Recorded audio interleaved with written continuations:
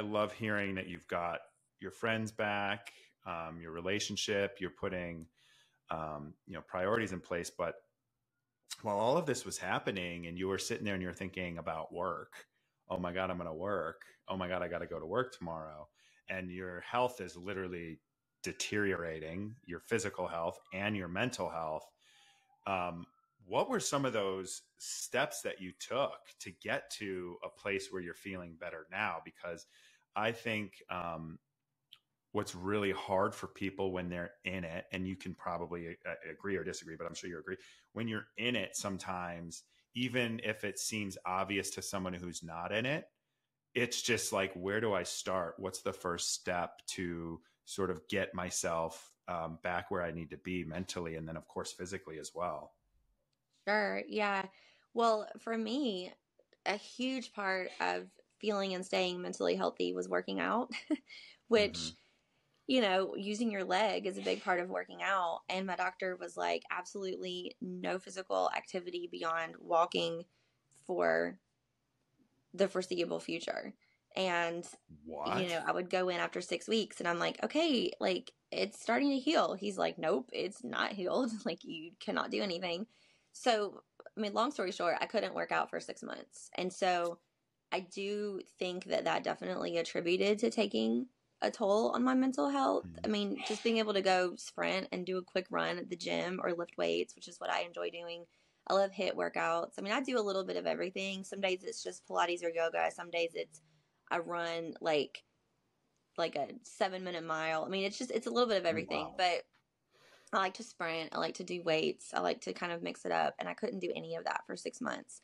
So Wow. on top of not feeling my strongest mentally and in my mental health spaces, I also gained a little bit of weight, which should be the least of my worries. But for someone who's always been like a size 2 to suddenly be a 4, I mean, I felt Big like a deal. whale. I mean, I was just like, oh my gosh, none of my clothes fit. I'm just so fat. And, that obviously doesn't help, which then turned into, well, I used to just eat salads and a lot of, really healthy like protein and stuff for dinner. And it was like, who cares if I eat half a bag of chips or if I eat a brownie and Sunday ice cream? This Like, is where I'm at right now. I have to, yeah, I'm like, I'm it's, eating chips today.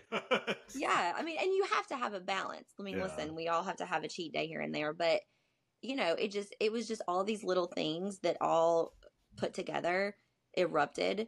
And so, yeah, I mean, I wasn't able to work out. So therefore I wasn't eating as healthy. And, again, it was just, again, little things here and there that added up to one big, huge thing. But I also think going through everything I went through 20 years ago, I was able, like I said earlier, I was able to see the signs. I was able to be like, wait, I'm a little bit depressed today.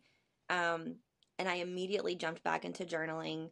I'm a big journaler, but it would kind of be like once a month. And now I take 5 to 10 minutes every single day. I'm a Christian, so my relationship with God is always first and foremost. So I got back into being like, you know what?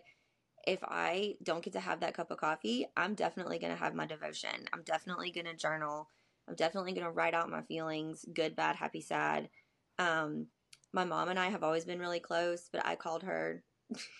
I probably owe her like something pretty massive for all the phone calls she took from me like 14 times a day, just like, Mom. Um, and then my dad's best friend has been a second dad to me since, I mean, my whole life, but ever since my dad passed away. And I always half jokingly, but mostly seriously, tell people that he and Jesus are like this. I'm pretty sure Jesus calls Gary to like ask questions and That's check get in. some advice. And yeah. So I was texting, my second dad multiple times a week, and I'm like, okay, today's prayer request, can you please just pray about this? Just that's all I have for today. And then the next day I'd be like, hey, I'm really struggling with this. Can you please pray for this? And I always say if there's anyone that can get a prayer to God's ears, it's that man. So he got a lot of phone calls and a lot of texts too. But yeah, it was, my husband thankfully was patient with all that I had going on. So yeah, Were I mean, you it was able just to a huge, share it with him? Like, or were you guys, were yeah. you able to, okay, share these feelings you were having with him when you were having, the suicidal thoughts and ideations and all of that stuff? Is he, yeah. I Or mean, did when you it keep it to comes to stuff yourself? like that, even my mom asked me a couple of times, are you struggling with that? And I was like, absolutely not. I'm fine. So when it came to the suicidal thoughts, no, like there was no one that knew other than the pages of my journal. I didn't talk to anybody about that until I was sort of over it and past it, and was like, yeah, I was really struggling. You know, I'm surprised you didn't see that. but everything else, yes, I talked to everybody Good, about everything. good.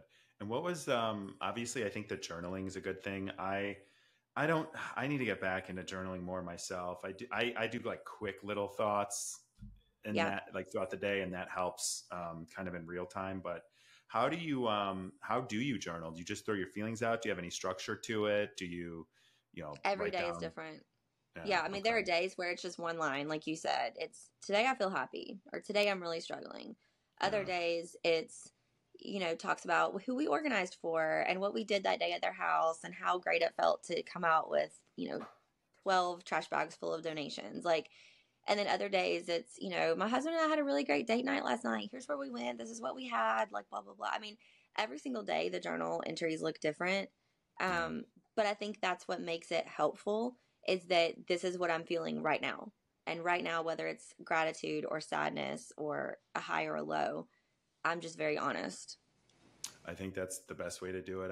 I feel like there's a lot of guided journals. I even wrote and published one myself, right? But I think a lot of times journaling becomes very, it's almost like you procrastinate. Like if you're someone who wants to journal, you almost procrastinate if you haven't done it or you haven't built the practice of doing it, Yeah, because it seems like it's a big thing and you're not really sure what to expect necessarily or how it's going to make you feel. But the way I think about it, that's been helpful for me is, one is sometimes I need the structure.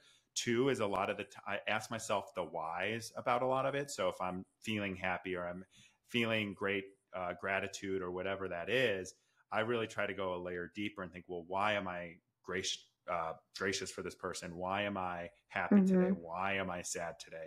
Because that's where I feel like I can actually like click into something as opposed to just getting my feelings out. But what I find about interesting about you saying like, oh, sometimes I just, write about what happened at work or even that date night or something, and you're almost like recapping events.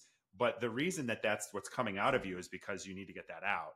And I think a yes, lot of time what happens, at least for me, is there's so much going on in my brain, and a lot of them are like contradicting each other or fighting for space in my mental capacity. And even getting out the simple things, like they don't need to be in there. Like, oh, I just cleaned out 13 trash bags or however many you had said. Like getting that out and writing it down, it's just making space for the things that you need to think about or that you want to think about, but it's still in there until you can get it out. for sure. Well, and that's something my therapist had told me to do years ago when I started back to therapy. And she actually encouraged me to write a book. And she said it doesn't have to be a book. It could be a letter or whatever, but she really helped encourage me to get out things that I had gone through many years ago that also no one knew about, in addition to all the suicidal thoughts and feelings I used to have. And so I've actually almost finished a book that I've been writing for the past 4 years. And that's kind of how that started. Was it started where I would just write out, just sort of reminiscing and reliving memories all the way from my childhood to now. And it was the same kind of, I guess, concept with that. Was today, this is what I'm thinking about.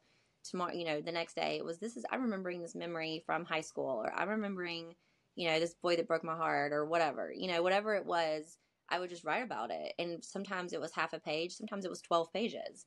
But it just, yeah, getting those feelings out and getting those thoughts out is so therapeutic in so many ways. I wish Oh, it everybody is. would do that, honestly.